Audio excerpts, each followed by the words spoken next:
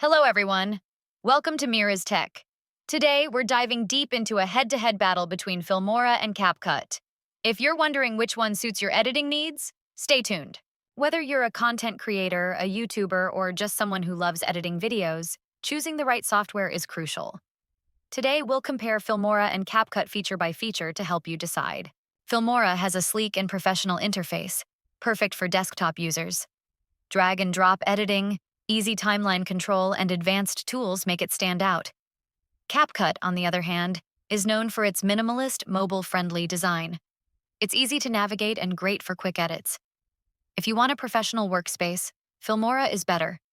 If you prefer simple, fast editing, CapCut is a great choice. Filmora comes packed with motion tracking, keyframing, green screen, and cinematic effects. CapCut offers AI-powered effects, auto-captioning, and one-click background removal, making it a strong competitor for social media videos. Filmora is better for advanced editing, while CapCut is great for fast, AI-assisted edits. Filmora provides hundreds of transitions, overlays, and cinematic effects. CapCut focuses on trendy TikTok-style effects, making it perfect for viral videos.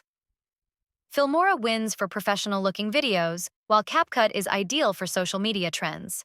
Filmora supports 4K exports, high-quality rendering, and multiple file formats. But it's a paid software. CapCut is free and offers 4K exports, though some quality loss may occur with heavy edits. CapCut is the winner for free users, but Filmora is better for high-quality exports. So which one should you choose? If you want professional, high-quality edits, Filmora is the way to go.